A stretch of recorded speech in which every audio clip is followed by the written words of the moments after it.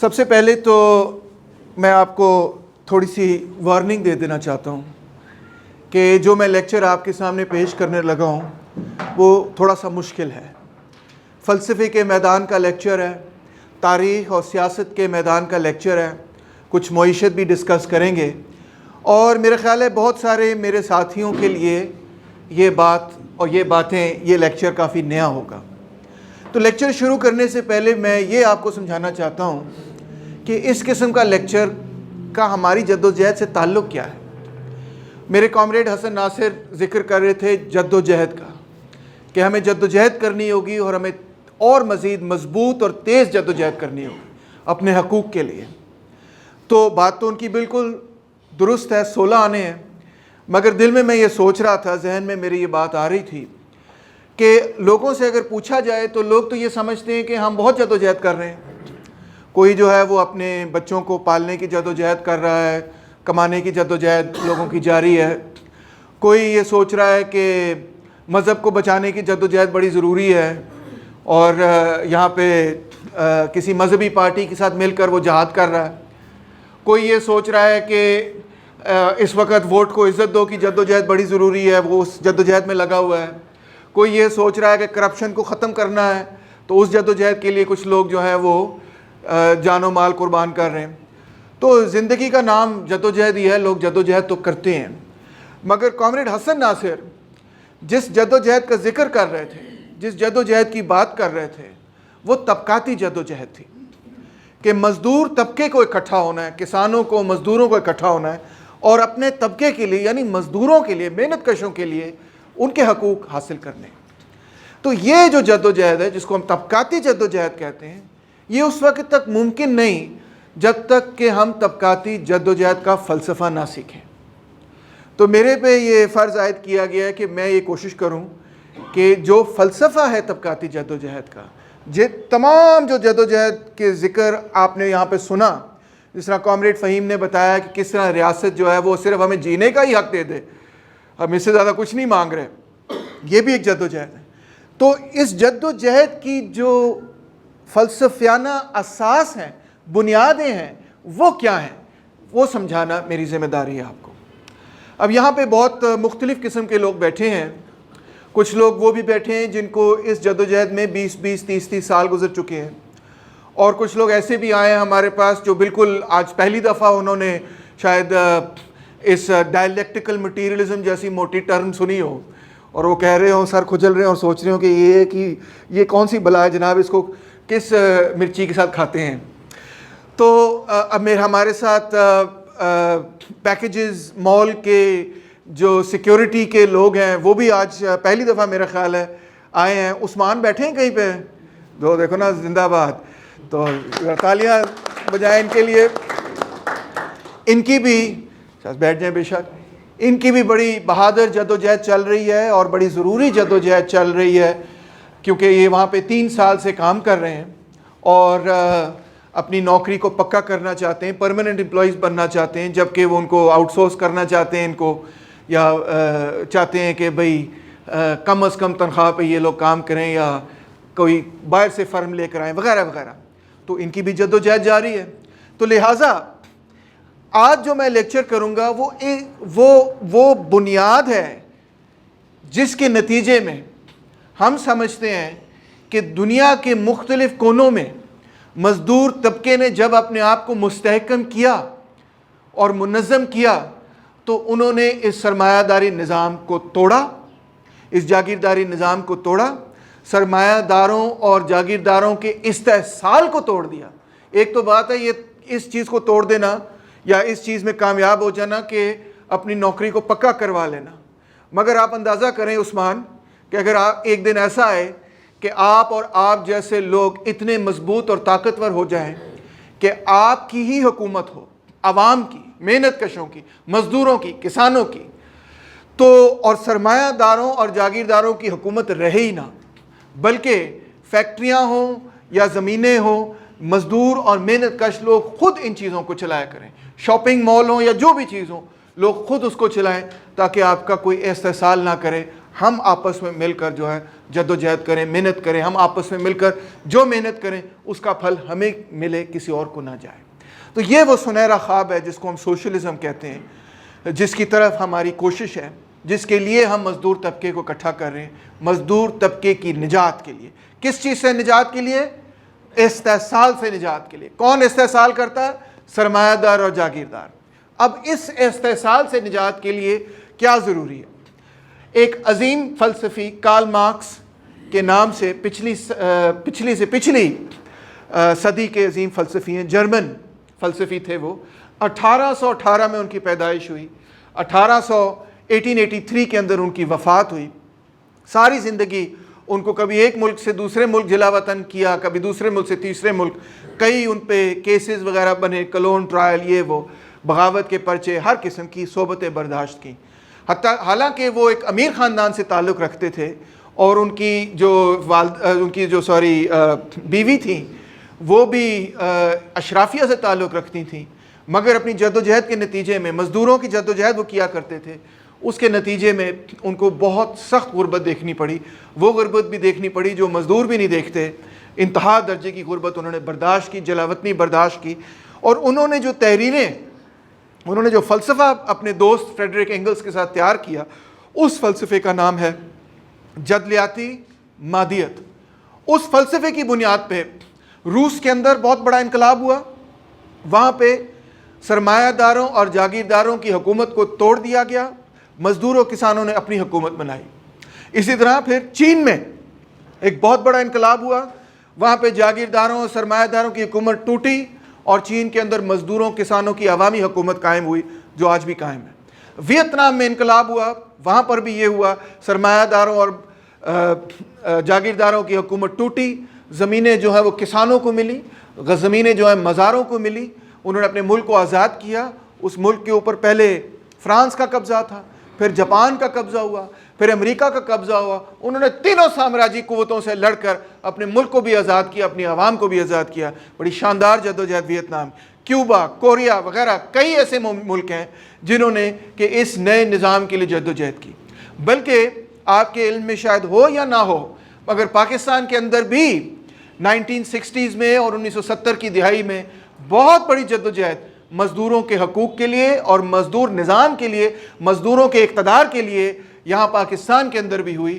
مگر اس کے خلاف ایک فوجی آمریت قائم کر کے سرمایہ دار اور جاگیرداروں کی آمریتیں قائم ہوئیں جنہوں نے اس کو توڑنے کی کوشش کی. ایک زمانہ تھا جب پاکستان کے ٹریڈ یونینز کو چھوٹے موٹے ٹریڈ یونینز نہیں ہوتے تھے. پاکستان کے ٹریڈ یونینز کے پاس اتنی قوت ہوتی تھی, مزدوروں کے پاس اتنی قوت ہوتی تھی کہ اگر وہ چاہیں تو پورا ملک روک سکتے تھے, بند کر سکتے تھے, ہڑتال کر سکتے تھے.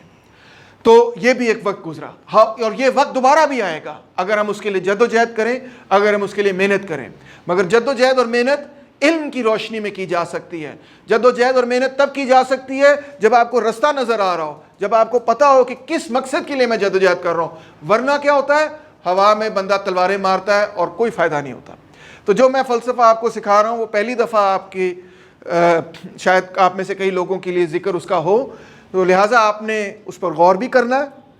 وقت بھی دوں گا, آپ سوال بھی پوچھ سکتے ہیں ہاتھ کھڑا کر کے, بے شک کوئی بھی سوال پوچھیں, اور اس پر سوچنا بھی ہے کہ میں کیا بات کہہ رہا ہوں, اس کو اہمیت دینی ہے جو اس کی اہمیت بنتی ہے.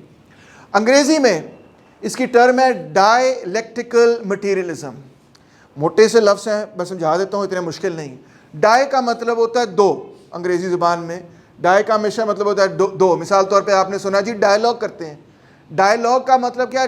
ڈائی دو, لاگ زبان, دو لوگ بات کرتے ہیں, گفتگو کرتے ہیں. ڈائلاگ کا مطلب ہے مذاکرات کرتے ہیں, بات چیت کرتے ہیں. تو ڈائیلیکٹیکل, لیکٹیکل بھی اسی لفظ سے نکلا ہے جس سے لاگ نکلا ہے, یعنی لینگویج نکلا ہے, یعنی زبان نکلا ہے. ڈائیلیکٹیکل کا مطلب یہ دو زبانیں. دو زبانیں اگر کہیں تو ہم تو یہ سمجھتے ہیں کہ یار دو زبانوں نے ادھروں ایک گل کرتا ہے, دوسری پاسے دوسری گل کرتا ہے. یہ نہیں میرا مطلب. مطلب یہی ہے کہ دو مختلف آراء, دو مختلف نقطہ نظر کے درمیان ڈیبیٹ, ڈسکشن. تو یہ سب سے پہلی الفاظ کو میں ایکسپلین کر رہا ہوں, ڈائیلیکٹیکل. اس کا اردو میں جو ترجمہ ہم کرتے ہیں وہ ہے جدلیات. جدلیات نکلتا ہے جدل سے. جدل کا مطلب ہے جنگ کرنا, لڑائی کرنا, اختلاف ہونا. تو جدلیات کا مطلب ہے اختلافات. جدلیات کا مطلب ہوا کہ اختلافات کا ایک عمل. تو دوسرا لفظ ہے مٹیریلزم. مٹیریل نکلتا ہے میٹر سے. آپ کہتے ہیں نا کیڑا مٹیریل لگایا ہے, کیڑا تسی مٹیریل لے کے آؤ, ہوتی نا گل. تو مٹیریل کا لفظ کہاں سے نکلا ہے؟ میٹر سے. میٹر کا ترجمہ ہوتا ہے مادہ. مادہ کیا چیز ہے؟ جو بھی ٹھوس چیز ہے اس کو ہم مادہ کہتے ہیں. تو یہاں پہ جو لفظ ہے وہ ہے جدلیاتی مادیت. اب میں ایکسپلین کروں گا کہ یہ کیا ہے, معاملہ کیا ہے. کارل مارکس سے پہلے ایک فلاسفر تھا, ہیگل اس کا نام تھا, وہ بھی جرمن تھا. جرمنز نے بڑے اچھے اچھے فلاسفرز پیدا کیے ہیں. تو ہیگل نے ایک بہت دلچسپ بات کہی جو کہ نئی بات تھی.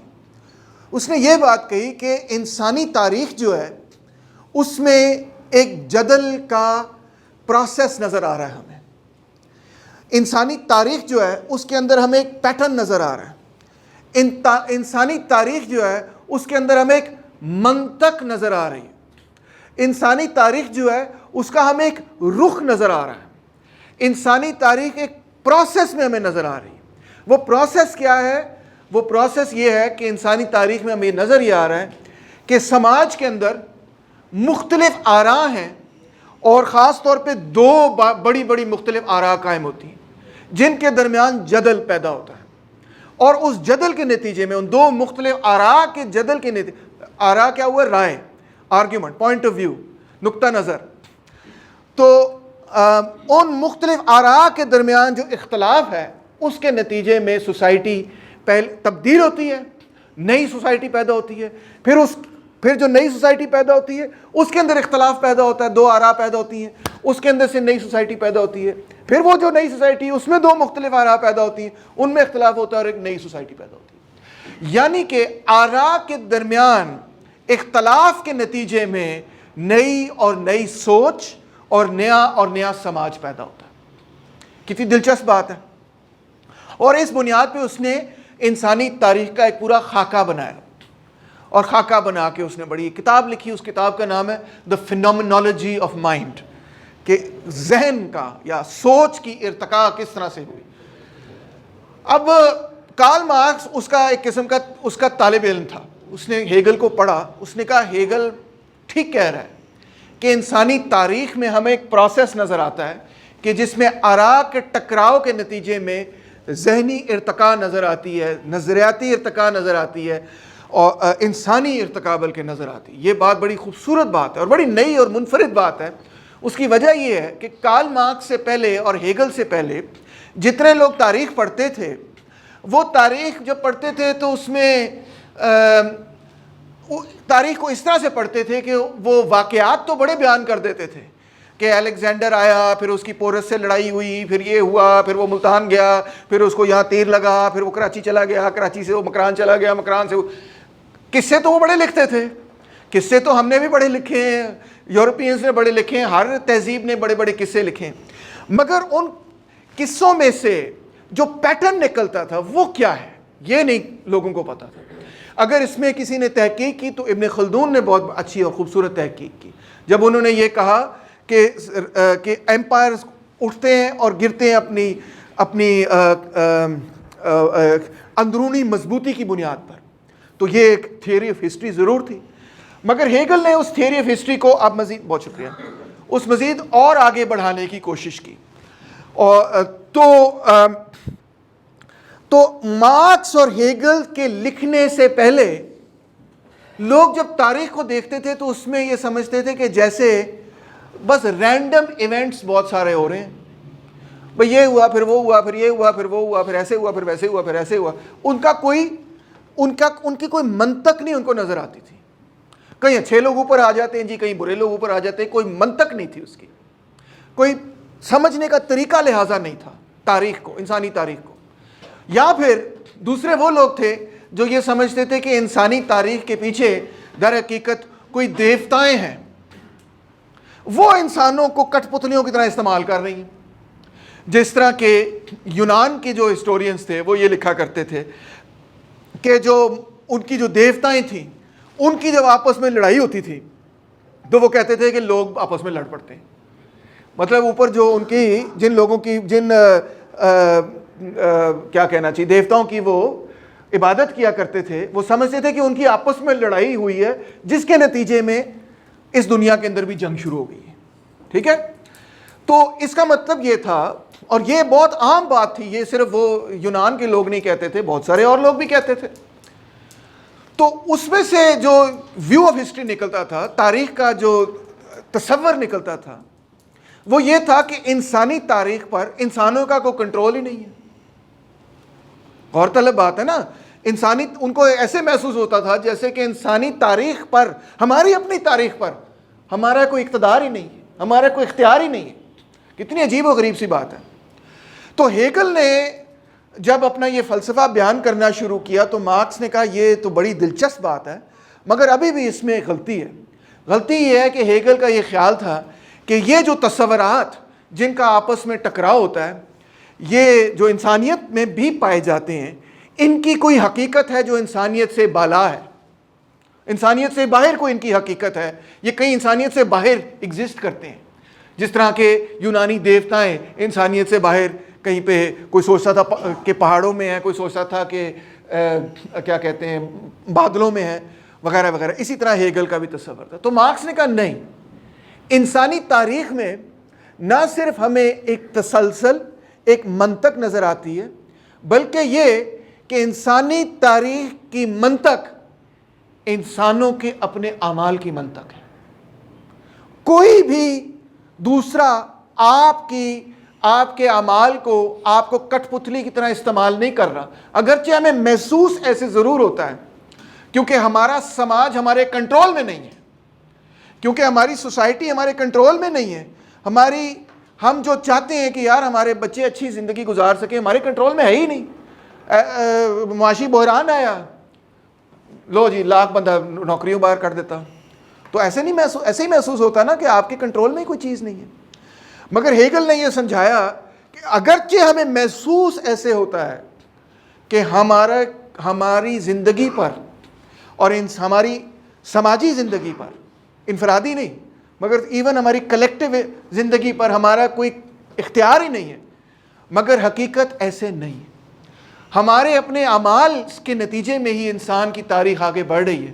اور ہم اگر یہ بات سمجھ لیں کہ ہمارے اعمال کیوں ایک طرف جا رہے ہیں، ہماری سوچ کیوں اس طرف جا رہی ہے، اور اس سوچ کے نتیجے میں کیا اختلافات پیدا، اگر اس پروسیس کو ہم سمجھ لیں تو پھر ہم انسان اپنی تاریخ پر اپنا اجتماعی اختیار قائم کرنے میں کامیاب ہو جائیں.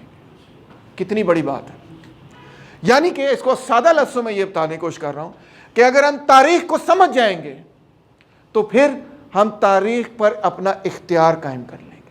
ہم تاریخ کو اس طرح سے مرتب کر سکیں گے جس طرح سے ہم چاہتے ہیں. یعنی کہ ہم کس طرح چاہتے ہیں تاریخ ہونی چاہیے کہ ہمیں روٹی، کپڑا، مکان، صحت، تعلیم، روزگار، وہ سب چیزیں ملیں. وہ ہمیں نہیں مل رہی، تو ہم نے کس طرح یہ اختیار حاصل کرنا ہے؟ تاریخ کو سمجھ کر. اب تاریخ کو سمجھنے کے لیے ہمیں سائنس کو سمجھنا ہوگا. سب سے پہلے تاریخ کا سائنسی تصور سمجھنا ہوگا.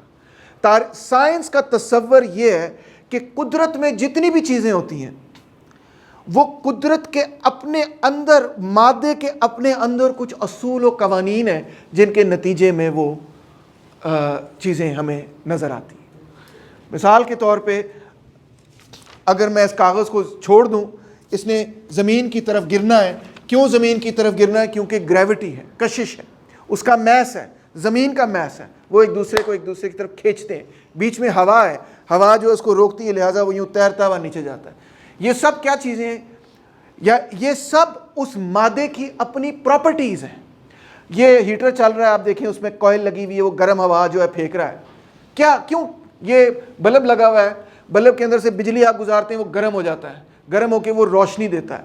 یا ٹیوب لائٹ ہوتی ہے، اس کے اندر گیس ہے، گیس کے اندر سے آپ بجلی گزارتے ہیں، وہ گیس جو ہے وہ ایک طرح سے جل پڑتی ہے، روشنی دیتی ہے. کیا وجہ ہے اس کی؟ اس مادے کی خاصیت ہے، اس کی پراپرٹیز ہیں. اس پراپرٹیز کی وجہ سے وہ مادہ اس طرح سے بیہیو کرتا ہے، اس طرح سے اس کا عمل ہوتا ہے جس طرح سے ہم دیکھتے ہیں. اس پراپرٹی کو اگر ہم سمجھ جائیں کہ مختلف چیزوں کی کیا پراپرٹیز ہیں تو ان کو ہم اپنے لیے استعمال کر سکتے ہیں. بالکل اسی طرح کارل مارکس یہ ہمیں بتا رہا ہے کہ جب ہم تاریخ کا مادی تصور کرتے ہیں اور مادی تجزیہ کرتے ہیں، یعنی کہ سائنسی تجزیہ کرتے ہیں، تو ہمیں کیا دیکھنے کی ضرورت ہے کہ انسانی سماج جو قائم ہے اس کی کیا پراپرٹیز ہیں، وہ کس طرح کام کرتا ہے۔ جب اس کی ہم پراپرٹیز کو سمجھ جائیں گے تو پھر ہم سمجھ جائیں گے کہ وہ کیوں کر یہ چیزیں جو کہ ہم دیکھ رہے ہیں، کیوں ریاست ہمارے ساتھ یہ ظلم و زیادتی کر رہی ہے، کیوں بے روزگاری ہے، کیوں دوسرے مسائل ہیں۔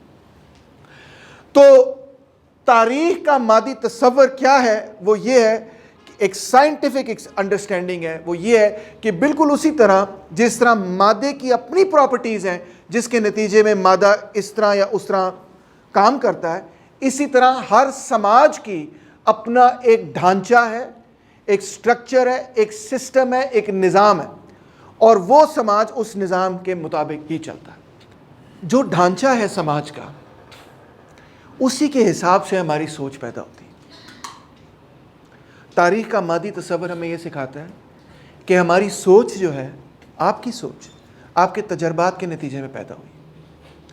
جس قسم کے اگر آپ کے تجربات یہ رہے کہ آپ نے اپنی زندگی کے اندر صرف اور صرف آسائش دیکھی، صرف اور صرف آرام دیکھا، وہ کہتے ہیں نا کہ سونے کے چمچے کے ساتھ آپ پیدا ہوئے، تو پھر شاید آپ کو ایسے محسوس ہو کہ یہ دنیا تو بڑی اچھی جگہ ہے، یہ تو پہلے ہی جنت ہے۔ اور اگر آپ اپنی زندگی میں غربت دیکھی ہو، بے روزگاری دیکھی ہو، مسائل دیکھے ہوں، تو آپ کو یہ محسوس ہوگا کہ یہ دنیا تو پہلے ہی جہنم ہے۔ ایسے ہی ہے نا؟ جو اگر آپ کے اچھے تجربات ہوں گے تو آپ دنیا کے بارے میں اچھے نقطہ نظر رکھیں گے، آپ کے برے تجربات ہوں گے تو آپ دنیا کے بارے میں برا نقطہ نظر رکھیں گے۔ آپ کے تجربات ہی آپ کی سوچ پر حاوی رہتے ہیں۔ تو یہ جب بنیادی سبق ہمیں سمجھ آتا ہے، اسی سے ہمیں یہ بات سمجھ آتی ہے کہ جو مختلف آراء ایک سماج کے اندر ایگزسٹ کرتی ہیں، نظر آتی ہیں، وہ بھی لوگوں کے مختلف تجربات سے قائم ہوتی ہیں۔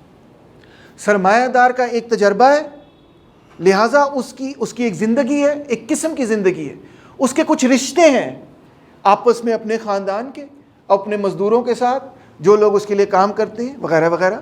ان رشتوں کی بنیاد پہ، ان تجربوں کی بنیاد پہ اس کا ایک نقطہ نظر قائم ہوتا ہے سماج کے بارے میں کہ سوسائٹی کو اس طرح سے ہونا چاہیے۔ مزدور کے کچھ اور تجربات ہیں، اس کو اپنی قوت محنت بیچنی ہے، اس کو نوکری تلاش کرنی ہے، اس نے اپنے بچوں کا پیٹ پالنا ہے۔ اس کے تجربات کی روشنی میں اس کا ایک مائنڈ سیٹ بنتا ہے، اس کی ایک سوچ ڈیولپ ہوتی ہے۔ وہ کہتا ہے سوسائٹی کو اس طرح سے نہیں ہونا چاہیے، اس طرح سے ہونا چاہیے۔ سرمایہ دار کو کس چیز کی فکر ہے؟ سب سے پہلے میرا سرمایہ بڑھے، اس کو سب سے بڑی فکر یہ ہوتی ہے۔ جب وہ صبح 9 بجے فیکٹری آتا ہے اور رات کو 5 بجے جاتا ہے تو وہ کیا سوچتا ہے؟ سرمایہ بڑھانا ہے۔ اور مزدور کو کس چیز کی فکر ہوتی ہے؟ مزدور کو فکر یہ ہوتی ہے کہ اپنے حالات زندگی بہتر کرنی۔ اس کو منافع کی فکر نہیں ہوتی، اس کو اپنی تنخواہ کی فکر ہوتی ہے۔ کتنے دو مختلف تجربات، دو مختلف سوشل پوزیشنز، جس کے نتیجے میں دو مختلف آراء۔ آپ کا نقطہ نظر یہ نہیں ہے کہ زیادہ سے زیادہ منافع بڑھا دیں، آپ کا نقطہ نظر یہ ہے کہ تنخواہ اچھی دیں، روزگار دیں۔ سرمایہ دار کا نقطہ نظر ہے کہ منافع بڑھانے کا طریقہ ہونا چاہیے۔ جب آپ معاشی پالیسی بنائیں گے تو آپ معاشی پالیسی یہ بنائیں گے کہ عوام کو زیادہ سے زیادہ فلاح ملے، عوام کو زیادہ سے زیادہ بینیفٹ ملے، تنخواہیں بڑھا دیں۔ آپ سے پوچھیں گے نا معاشی پالیسی کیا بنانی ہے، تو آپ کہیں گے تنخواہیں بڑھا دیں۔ آپ سے پوچھیں گے، آپ کہیں گے ہسپتالوں میں علاج اچھا مہیا کرتے ہیں۔ آپ سے پوچھیں گے، آپ کہیں گے بچوں کو مفت تعلیم دے دیں۔ آپ سے پوچھیں گے، آپ کہیں گے سب کو نوکری دے دیں۔ آپ سے پوچھیں گے، آپ کہیں گے کہ نوکری بھی دے دیں، ساتھ اس کی تھوڑی بہت چھٹی بھی ہونی چاہیے، آرام کرنے کی ٹائم بھی ہونا چاہیے۔ ایسے ہی ہے نا۔ سرمایہ دار سے پوچھیں گے، وہ کیا کہے گا؟ وہ کہے گا تنخواہ کم ہونی چاہیے، منافع زیادہ ہونا چاہیے۔ وہ کہے گا بینک جو مجھے قرضے دیتے ہیں مجھے کم ریٹ پہ قرضے دیں تاکہ میں سرمایہ کاری زیادہ کر سکوں، ہے جی۔ مطلب اس کے مفادات ہی اور ہیں، آپ کے مفادات ہی اور ہیں۔ ہر بندہ اپنی جو سوشل پوزیشن ہے سوسائٹی میں، جہاں پہ وہ کھڑا ہے، اس کے حساب سے سوچتا ہے۔ لیبر ہر سماج کی جو اصل بنیاد ہے اور تاریخ کی جو بنیاد ہے وہ ہے لیبر، کام، محنت کرنا۔ انسان بن ہی نہیں سکتا جب تک کہ انسان محنت نہ کرے۔ اگر ہم سارے پورا پاکستان محنت کرنا چھوڑ دے، نہ بجلی ہوگی، نہ گیس ہوگا، نہ پانی ہوگی، نہ کھانا ہوگا، کچھ بھی نہیں ہوگا، کوئی زندہ ہی نہیں رہ سکے گی سوسائٹی۔ تو سوسائٹی کا زندہ رہنا ہی کے لیے ہی یہ ضروری ہے کہ سوسائٹی کے اندر لوگ جو ہیں وہ محنت کریں. اب جب سوسائٹی کے اندر لوگ محنت کرتے ہیں تو مل کر محنت کرتے ہیں ایک دوسرے کے ساتھ، جس کو ہم اجتماعی محنت کہتے ہیں. جب ہم اجتماعی محنت کرتے ہیں تو اس کے اندر محنت کی تقسیم کار ہوتی ہے. محنت کی تقسیم کار کیا ہے کہ اچھا آپ اس طرح کرو کہ جا کے پانی لے کے آؤ، میں اس طرح کرتا ہوں کہ میں جا کے روٹی کا انتظام کرتا ہوں، کوئی تیسرا بندہ یہ کرے کہ کوئی بھیڑیا شیڑیا یہاں پہ آ جائے تو اس کو ڈنڈے سے بھگا دے، کوئی چوتھا یہ کرے کہ بچوں کا خیال رکھے وغیرہ. اب یہ کیا ہو رہا ہے؟ یہ محنت کی تقسیم کار ہو رہی کہ ہم نے آپس میں بانٹ لیا کہ کون کیا کام کرے گا. اب کچھ سوسائٹیز میں تو یہ ڈیموکریٹکلی، شروع میں تو شاید یہ ڈیموکریٹکلی بانٹ لیا، آپس میں طے کر لیا کہ یار تو یہ کام کر لے، یار تو ذرا تگڑا آدمی ہے تو اسے ہم کہیں گے کہ ذرا ڈنڈا پکڑ کے حفاظت کر لو، کوئی ذرا کمزور آدمی تو اسے ہم کہیں گے تم ذرا کوئی اور کام کر لینا وغیرہ وغیرہ. ٹھیک ہے. مگر ہم اب کیا دیکھتے ہیں سوسائٹی میں اور تاریخ میں کہ یہ محنت کی تقسیم کار کہ کون آدمی کیا کام کرے گا، یہ جمہوریت کی بنیاد پہ نہیں کیا جاتا، بلکہ یہ ہمیں اپنے باپ سے مل جاتا ہے. پہلے ہی میں پیدا ہوا ایک گھرانے میں، میرا پیو ایک کام کرتا تھا، اس نے مجھے کام پہ لگا دیا، 16 سال کی عمر سے میں کام کری جا رہا ہوں. مجھ سے کبھی کسی نے پوچھا کہ میں سیکیورٹی گارڈ بننا چاہتا ہوں یا میں ڈاکٹر بننا چاہتا ہوں؟ کسی نے نہیں پوچھا. مجھ سے کبھی کسی نے پوچھا کہ تم موسیقار بننا چاہتے ہو یا تم کچھ اور بننا چاہتے ہو؟ کسی نے نہیں پوچھا. بس آپ کو دھکیل دیا کہ یہ تیرا کام ہے، یہ تیرا کام ہے، یہ تیرا کام ہے، یہ تیرا کام ہے. ایسے ہی ہوتا ہے نا سوسائٹی کے اندر. تو یہ اس کو ہم کہتے ہیں ڈویژن آف لیبر، محنت کی تقسیم کار. اور جو جاگیردار گھر میں پیدا ہوتا ہے بچہ، اس نے آپ کا کیا خیال ہے، اس نے بڑی خاص چیز کی ہوتی کہ وہ جاگیردار کے گھر میں پیدا ہو جائے؟ وہ کوئی بڑا خاص ذہن لے کے پیدا ہوتا ہے؟ نہیں، وہ بھی اسی طرح کا بچہ ہوتا ہے جس طرح آپ کے گھر میں بچہ پیدا ہوتا ہے، جس طرح آپ پیدا ہوئے تھے. فرق صرف یہ ہے کہ سماج کا جو ڈھانچہ ہے اس میں جو محنت کی تقسیم کار ہے، اس میں وہ اس جگہ پیدا ہوا ہے جہاں پہ وہ زمین کا مالک ہے. اسی طرح سرمایہ دار کے گھر میں جب بچہ پیدا ہوتا ہے، وہ بچہ بھی کوئی فرق نہیں ہے ان بچوں سے جو آپ کے گھر میں پیدا ہوتے ہیں، کوئی فرق نہیں ہے. ہو سکتا ہے کہ سرمایہ دار کے گھر میں ایک بچہ پیدا ہو جو کسی حوالے سے معذور ہو، اس قسم کا بچہ کہیں اور بھی پیدا ہو سکتا ہے. یہ تو قدرت کا ایک عمل ہے. تو ہو سکتا ہے کہ سرمایہ دار کے گھر میں بچہ پیدا ہو جو انتہائی ذہین ہے. ایسے بچے جو ہیں وہ مزدوروں کے گھروں میں بھی پیدا ہوتے ہیں، انتہائی ذہین لوگ بھی پیدا ہوتے ہیں. تو یہ قدرت کا ایک نیچرل پروسیس ہے. اس میں نہ تو والدین کا کوئی کمال ہے، نہ بچے کا کمال ہے، نہ کوئی خدا کی طرف سے یہ فیصلہ کیا گیا تھا کہ جی یہ بچہ جو ہے یہ امیر ہوگا، وہ بچہ جو ہے غریب ہوگا. یہ تو ہماری اپنی سوسائٹی کے اندر جو تقسیم کار ہے اس کا نتیجہ ہے. تو لہٰذا جب جو سوسائٹی ہے اس کے اندر ہم اس کو جب اینالائز کرتے ہیں، اس کو دیکھتے ہیں، اس کو پڑھتے ہیں، اس کو سمجھتے ہیں، اس میں ہمیں نظر یہ آتا ہے کہ مختلف طبقات ایگزسٹ کرتے ہیں. محنت کی تقسیم کار ایسے ہے کہ مختلف طبقات جو ہیں وہ ایگزسٹ کرتے ہیں. طبقہ کیا ہوتا ہے؟ طبقے کو انگریزی میں کہتے ہیں کلاس. کلاس کا لفظ آپ نے سنا ہوگا جب آپ کہتے ہو ادھر آ میں تیری کلاس لینا، وہ آپ نے لفظ سنا ہے نا. یا آپ پوچھتے ہیں کون سی کلاسز تو پڑھنا ہے، کہتا 5ویں کلاسز پڑھنا. کنیا کلاساں پڑھیاں نے؟ کہتا 10ویں جماعت پاس آ. ٹھیک ہے نا. یہ کلاس کا آپ نے لفظ سنا ہے. یہ چھوٹا لفظ ہے. اس کا پورا جملہ ہے، اس کا پورا لفظ ہے کلاسیفیکیشن. کلاسیفیکیشن. کلاس جو ہے نا اس کو چھوٹا کر کے، اتنا لمبا لفظ تھا کلاسیفیکیشن، انہوں نے کہا کلاس کر دو. یعنی کہ کلاسیفیکیشن کا مطلب یہ ہے کہ مختلف کیٹیگری میں آپ لوگوں کو ڈالتے ہیں. جس طرح بچے کو آپ کلاسیفیکیشن 1، کلاسیفیکیشن 2، 3، 4 اس کی عمر کے حساب سے. ٹھیک ہے. اسی طرح آپ دیکھیں سوسائٹی کے اندر بھی کلاسیفیکیشنز ہیں، یعنی کہ کلاسز ہیں، یعنی کہ مختلف لوگ مختلف کلاس میں ہیں. یہ کوئی بہت پیچیدہ مسئلہ نہیں ہے، آپ کی روزمرہ کی تجربے کی بات ہے. کلاس کیا چیز ہے؟ اپر کلاس کے لوگ ہیں، سرمایہ دار کلاس کے لوگ ہیں، جاگیردار کلاس کے لوگ ہیں، مڈل کلاس کے لوگ ہیں، ورکنگ کلاس کے لوگ ہیں. اسی کو کلاس کہتے ہیں.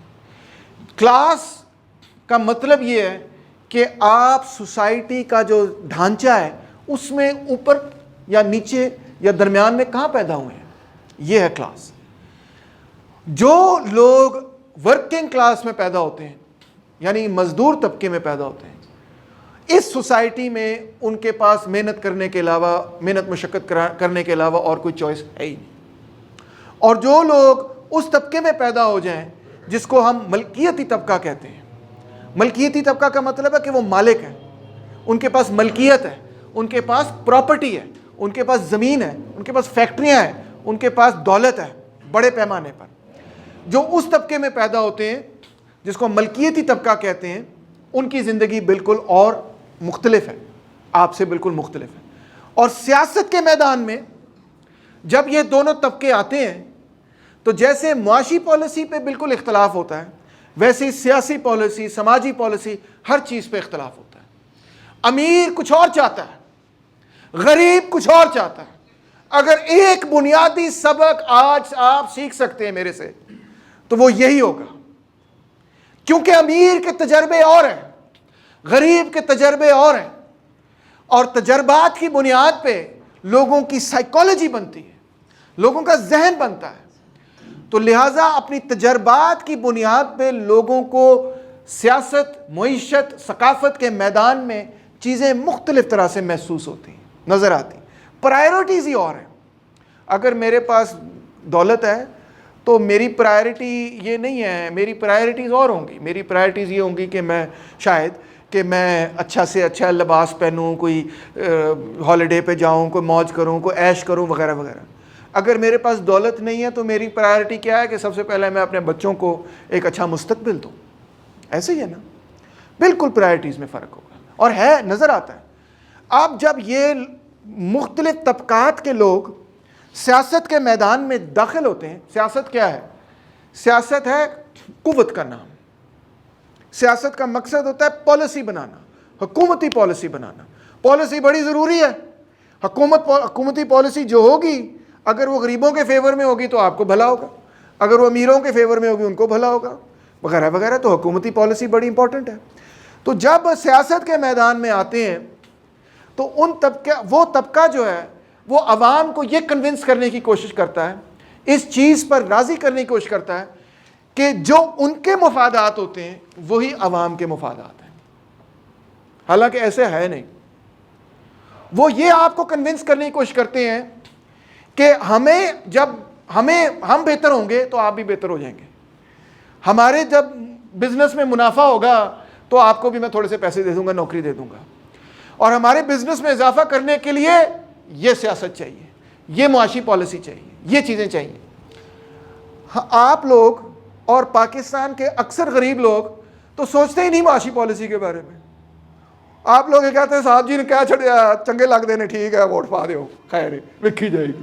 عمران خان صاحب نے بڑی سونی تقریر کی ہے، بولر بھی بڑا زبردست سن، ان سوئنگ یارکر کرا دے سن، کی دس تسی تو سوچیا ہی نہیں کدی کیڑی معاشی پالیسی تسی مینوں دس سکتے ہو کی نہ معاشی پالیسی دا پاکستان دے وچ جڑی معاشی پالیسی دی تانوں پوچھیے، اگر عوام نو پوچھیے کہ تسی چلو نا وہ بندے ہی دس دیو جڑے کہ اکانومسٹ نے پاکستان دے جنہاں نے معاشی پالیسی طے کیتی، انہاں دا نام ہی دس دیو، تسی کہو گے سر جی سانوں تو نہیں پتا کہڑے بندے سن جنہاں نے فیصلہ کیتا تہاڈی زندگی نال، کہڑے بندے سن جنہاں نے فیصلہ کیتا کہ صحت دی سہولیات تے، غریباں دی صحت دی سہولیات تے کتنا خرچہ ہوئے گا، تانوں انہاں دے نام پتہ نے نہیں پتا۔ کہڑے بندے سن جنہوں نے یہ فیصلہ کیتا کہ حکومت جڑے پبلک سکول نے انہوں دے اتنے کنا خرچہ ہوئے گا تے کنا خرچہ نہیں ہوئے گا، نہ دسو انہوں دے نہیں پتا، پالیسی دسو ہو جے کیڑی سی نہیں پتا، تسی اویئر ہی نہیں ہے، تانوں اویئر کرنا ہی نہیں انہوں دا کام ہی نہیں کہ تانوں اویئر کرن۔ کیوں؟ کیونکہ جد تسی اویئر ہو گئے کہ جناب سانوں اے پالیسی نہیں چاہیے، سانوں وہ پالیسی چاہیے، پھر تسی لڑو گے اس پالیسی واسطے۔ بہتر ہے کہ تسی خاموش رہو، زندہ باد مردہ باد کرتے رہو، نعرے لاندے رہو، میں آواں گا چنگی جی تقریر کراں گا، تانوں ڈھیر سارے وعدے کراں گا، 1 کروڑ نوکری دی وعدہ، 1 کروڑ کی چلو میں 2 کروڑ نوکری دا وعدہ کر دیں، وعدہ ہی کرنا نا، کیڑی گل ہے، پورا تھوڑی کرنا میں۔ تسی کہو گے واہ واہ واہ، اور پھر نال قسماں تے وغیرہ وغیرہ وعدے کہ میں بڑا میں اے وہاں تے میں وہ وہاں تے میں ویکھیا تے میں زندگی نال اے کیتا وغیرہ وغیرہ، جویں بھی میں تانوں کنونس کراں، میں تانوں کنونس کر لینا کہ میں تہاڈے نال بڑا وفادار ہاں، پھر جدوں میں حکومت جا جاں گا جو مرضی میں کراں نہ۔ اے جڑی سیاست ہے اے ساری بورژوا جنوں اسی کہنے سرمایہ داراں دی سیاست ہے، اسی اس سیاست نو چھڈنا چاہنے ہیں۔ اے سیاست او لوگ کی کردے نے جنہاں نو اقتدار نال غرض ہے، ਸਾਨੂੰ ਇਕਤਦਾਰ ਨਾਲ ਗਰਜ਼ ਨਹੀਂ, ਉਸ ਕਿਸਮ ਦੇ ਇਕਤਦਾਰ ਨਾਲ ਗਰਜ਼ ਨਹੀਂ। ਅਸੀਂ ਚਾਹੁੰਦੇ ਹਾਂ ਕਿ ਤੁਹਾਨੂੰ ਪੜ੍ਹਾਈਏ, ਪਹਿਲੇ ਸਭ ਤੋਂ ਪਹਿਲੇ ਕਿਹੜੀ ਪਾਲਿਸੀ ਬਣ ਰਹੀ ਹੈ, ਕਿੰਨੇ ਬਣਾਈ ਹੈ, ਕਿਉਂ ਬਣਾਈ ਹੈ, ਉਹਦਾ ਨਤੀਜਾ ਕੀ ਹੋਏਗਾ, ਤੁਹਾਨੂੰ ਪਤਾ ਹੋਣਾ ਚਾਹੀਦਾ। ਜਦੋਂ ਤੁਸੀਂ ਤੁਹਾਡੇ ਕੋਲ ਸ਼ਊਰ ਹੋਏਗਾ, ਫਿਰ ਤੁਸੀਂ ਉਹਨਾਂ ਨੂੰ ਗਿਰਾਬਾਨ ਤੋਂ ਫੜ ਕੇ ਪੁੱਛ ਸਕਦੇ ਹੋ ਕਿ ਕੀ ਕਿਉਂ ਕੈਸੇ ਕੀਤਾ।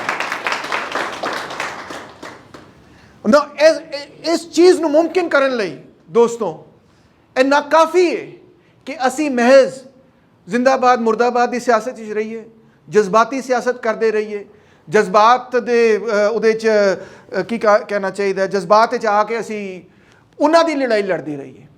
ਸਭ ਤੋਂ ਪਹਿਲਾ ਜਿਹੜਾ ਅਮਲ ਹੈ, ਸਭ ਤੋਂ ਪਹਿਲਾ ਜਿਹੜਾ ਕਦਮ ਹੈ, ਜਿਹੜਾ ਕਿ ਤੁਸੀਂ ਰੱਖੋਗੇ ਤੇ ਫਿਰ ਮੈਂ ਕਹਾਂਗਾ ਕਿ ਤੁਸੀਂ ਹੁਣ ਤਬਕਾਤੀ ਸੋਚ ਤੁਹਾਡੇ 'ਚ ਕਲੀਅਰ ਹੋਈ ਹੈ, ਤੁਸੀਂ ਹੁਣ ਸਮਝ ਰਹੇ ਹੋ ਕਿ ਸੁਸਾਇਟੀ ਬਣੀ ਕਿਵੇਂ ਹੋਈ ਹੈ। ਉਹ ਇਹ ਵੇ ਕਿ ਤੁਸੀਂ ਆਪਣੇ ਤਬਕੇ ਲਈ ਸਭ ਤੋਂ ਪਹਿਲੇ ਕੰਮ ਕਰਨਾ ਹੈ। ਤੁਸੀਂ ਗਰੀਬ ਹੈਗੇ ਹੋ, ਤੁਸੀਂ ਮਿਹਨਤ ਕਸ਼ ਹੈਗੇ ਹੋ, ਤੁਸੀਂ ਮਿਹਨਤ ਮਜ਼ਦੂਰੀ ਕਰਦੇ ਹੋ, ਤੁਸੀਂ ਮਜ਼ਦੂਰ ਹੈਗੇ ਹੋ, ਇਹਦੇ 'ਚ ਕੋਈ ਹਕਾਰਤ ਦੀ ਗੱਲ ਨਹੀਂ, ਇਹਦੇ 'ਚ ਕੋਈ ਥੱਲੇ ਕੋਈ ਘਟੀਆ ਗੱਲ ਨਹੀਂ, ਕੋਈ ਬੁਰੀ ਗੱਲ ਨਹੀਂ, ਫਖਰ ਦੀ ਗੱਲ ਹੈ। ਜਿਹੜਾ ਬੰਦਾ ਮਿਹਨਤ ਕਰਦਾ ਹੈ ਮੇਰੇ ਲਈ, ਉਹੀ ਸਮਾਜ ਨੂੰ ਚਲਾਉਂਦਾ ਹੈ, ਉਹ ਸਮਾਜ ਦੀ ਬੁਨਿਆਦ ਹੈ। ਮੈਂ ਕਿਹਾ ਨਾ ਕੋਈ ਸਮਾਜ ਨਹੀਂ ਰਹਿ ਸਕਦਾ ਜਦੋਂ ਤੱਕ ਉਹਦੇ 'ਚ ਮਿਹਨਤ ਨਹੀਂ ਹੁੰਦੀ। ਉਹ ਪਿਛਲੇ ਸਲਾਈਡ ਸੀ ਨਾ, ਤੁਸੀਂ ਵੇਖੀ ਸੀ ਕਿ ਲੇਬਰ का प्रोसेस जो है वही सोसाइटी को आगे चलाता है। ਤੁਸੀਂ ਮਿਹਨਤ ਕਸ਼ ਲੋਕ ਹੈਗੇ ਹੋ, ਤੁਸੀਂ ਪਾਲਿਸੀ ਜਿਹੜੀ ਬਣਾਣੀ, ਤੁਸੀਂ ਸਿਆਸਤ ਜਿਹੜੀ ਕਰਨੀ, ਉਹ ਮਿਹਨਤ ਕਸ਼ਾਂ ਲਈ ਸਿਆਸਤ ਕਰਨੀ, ਉਹ ਮਿਹਨਤ ਕਸ਼ਾਂ ਦੀ ਸਿਆਸਤ ਕਰਨੀ। ਮਿਹਨਤ ਕਸ਼ਾਂ ਨੂੰ ਮੁਨਜ਼ਮ ਕਰਨਾ, ਮਿਹਨਤ ਕਸ਼ਾਂ ਦੇ ਹਕੂਕ ਲਈ, ਕਿਸੇ ਹੋਰ ਦੇ ਹਕੂਕ ਲਈ ਨਹੀਂ ਇਕੱਠਾ ਕਰਨਾ, ਕਿਸੇ ਪੈਕੇजेस ਦੇ ਮਾਲਿਕ ਦੇ ਹਕੂਕ ਲਈ ਨਹੀਂ ਇਕੱਠਾ ਕਰਨਾ, ਕਿਸੇ ਆਪਣਾ ਕੋਈ ਹੋਰ ਇੰਡਸਟਰੀ ਦੱਸ ਦਿਓ ਇਤਫਾਕ ਫਾਊਂਡਰੀ ਨੂੰ ਬਿਹਤਰ ਕਰਨ ਲਈ ਨਹੀਂ ਇਕੱਠਾ ਹੋਣਾ ਸੀ, ਠੀਕ ਹੈ। ਕੋਈ ਕਿਸੇ ਹੋਰ ਫਾਊਂਡਰੀ ਨੂੰ, ਕਿਸੇ ਵੀ ਹੋਰ ਬਿਜ਼ਨਸ ਨੂੰ ਵਧਾਉਣ ਲਈ ਨਹੀਂ ਅਸੀਂ ਸਿਆਸਤ ਕਰਨੀ। ਅਸੀਂ ਕਿਸ ਸ਼ੈ ਨੂੰ ਵਧਾਉਣ ਲਈ ਸਿਆਸਤ ਕਰਨੀ? ਆਪਣੇ ਬੱਚਿਆਂ ਦੀ ਜ਼ਿੰਦਗੀ ਨੂੰ ਬਿਹਤਰ ਕਰਨ ਲਈ ਸਿਆਸਤ ਕਰਨੀ। ਇਹ ਸਾਡੀ ਸਿਆਸਤ ਹੈਗੀ, ਗਰੀਬਾਂ ਦੀ ਸਿਆਸਤ ਹੈਗੀ। ਹੁਣ ਗਰੀਬ ਜਿਹੜਾ ਹੈ ਉਹਨੂੰ ਤੁਸੀਂ ਤਕਸੀਮ ਤੇ ਕਰ ਸਕਦੇ ਹੋ ਕਿ ਇਹ ਤੇ ਪੰਜਾਬੀ ਹੈਗਾ, ਉਰਦੂ ਸਪੀਕਿੰਗ ਹੈਗਾ, ਸਿੰਧੀ ਹੈਗਾ, ਬਲੋਚ ਹੈ। ਤੁਸੀਂ ਉਹਨੂੰ ਇਸ ਬੁਨਿਆਦ ਤੇ ਵੀ ਤਕਸੀਮ ਕਰ ਸਕਦੇ ਹੋ ਕਿ ਅਹਿਲੇ ਤਸ਼ੀ ਹੈਗਾ, ਫਲਾਂ ਹੈ, ਸੁन्नी ਹੈ, ਕੀ ਨਾ ਹੈ ਈਸਾਈ ਹੈ, ਦਿਓਬੰਦੀ ਹੈ, ਬਰੇਲਵੀ ਹੈ, ਸਿੱਖ ਹੈ, ਹਿੰਦੂ ਹੈ, ਜੋ ਮਰਜ਼ੀ। ਔਰ ਤੁਸੀਂ ਜੇ ਇਸ ਤਰ੍ਹਾਂ ਤਕਸੀਮ ਕਰਦੇ ਰਹੋਗੇ, ਉਹ ਤਕਸੀਮ ਤੇ ਉਹ ਚਾਹੁੰਦੇ ਨੇ। ਜਦੋਂ ਤੁਸੀਂ ਆਪਸ ਵਿੱਚ ਇਸ ਤਰ੍ਹਾਂ ਤਕਸੀਮ ਹੋ ਜਾਓਗੇ, ਉਹਨੇ ਨਹੀਂ ਉਹਦੇ ਨਾਲ ਹੀ ਬਹਿ ਕੇ ਖਾਣਾ ਖਾ ਸਕਦਾ, ਤੁਸੀਂ ਉਹਦੇ ਨਾਲ ਬਹਿ ਕੇ ਖਾਣਾ ਨਹੀਂ ਖਾ ਸਕਦੇ, ਤੁਸੀਂ ਉਹਦੇ ਨਾਲ ਬਹਿ ਕੇ ਜਦੋਜਹਿਦ ਕਿਵੇਂ ਕਰੋਗੇ? ਜਦੋਂ ਤੁਸੀਂ ਆਪਸ ਵਿੱਚ ਇਕੱਠੇ ਨਹੀਂ ਹੁੰਦੇ, ਇੱਕ ਦੂਜੇ ਨਾਲ ਰਲ ਕੇ ਆਪਣੇ ਹਕੂਕ ਲਈ ਕੰਮ ਨਹੀਂ ਕਰੋਗੇ, ਫਾਇਦਾ ਕਿਹਦਾ ਹੋਏਗਾ? ਫਾਇਦਾ ਸਰਮਾਏਦਾਰ ਦਾ ਹੋਏਗਾ। ਫਾਇਦਾ किधर होएगा? फ़ायदा जागीरदार का होएगा। अब वो जानबूझ के समाज के अंदर वो फ़लसफ़ा फैलाते हैं कि जिसके नतीजे में नंबर एक, मेहनत कश जो है ना, हर कोई दूसरा तीसरा काम करता रहे, दिन रात बैठ के क्रिकेट खेले, उस पर जुआ फेंके, हैं जी, बेकार टीवी देखे, जो मर्जी करे, दिन रात सड़कों पर घूमे, जो मर्जी करे, सियासत ना सीखे। अच्छा चलो अगर सियासत सीखे तो वो सियासत सीखे जो हमारी सियासत है, मईशत ना सीखे। अगर मईशत सीखे तो वो मईशत सीखे जो हम चाहते हैं कि जिस तरह की इकॉनमी बननी चाहिए, वो निज़ाम का जिक्र ना हो कहीं पे जो मज़दूरों की निजात का बायस हो सकता है, जिसका नाम सोशलिज्म है। तो लिहाजा उन्होंने एक पूरा घेरे में डाला हुआ आपको। घेरा सिर्फ जो है ना, वो ये घेरा सिर्फ डंडे वाला घेरा नहीं है।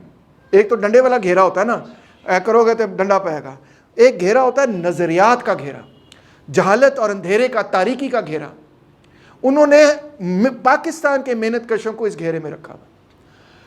तो हमारी कोशिश सबसे पहली ये है, इससे पहले कि कोई जिंदाबाद मुर्दाबाद का नारा लगे, इससे पहले कि कोई और सियासी अमल भी हो, कि आपको अपने तबकाती मुफादात का पता चले कि आप मेहनत कश लोग जो हैं, आपने इकट्ठे होना है एक दूसरे के साथ। आपस में जो तकसीम है मेहनत कशों के दरमियान, उसको कम करना है, प्यार पैदा करना है मेहनत कशों का आपस में। अब देखें ना, वो व्हाट्सएप ग्रुप उस्मान ने बनाया जिस पे पैकेजेस के जो सिक्योरिटी गार्ड्स हैं वो आपस में बातचीत कर रहे हैं। अब उनकी क्या कोशिश है? उनकी कोशिश है एक दूसरे से इत्तफाक पैदा करें। एक दूसरे से इत्तफाक पैदा करेंगे تو اپنے حقوق حاصل کر سکیں گے. اب اسی چیز کو آپ پوری قوم پہ لے جائیں. وہ تو ایک فیکٹری، ایک شاپنگ مال ہے نا. اسی بات کو آپ پورے پاکستان پہ لے جائیں. کیا پورے پاکستان کے محنت کشوں کا کوئی اتفاق ہے؟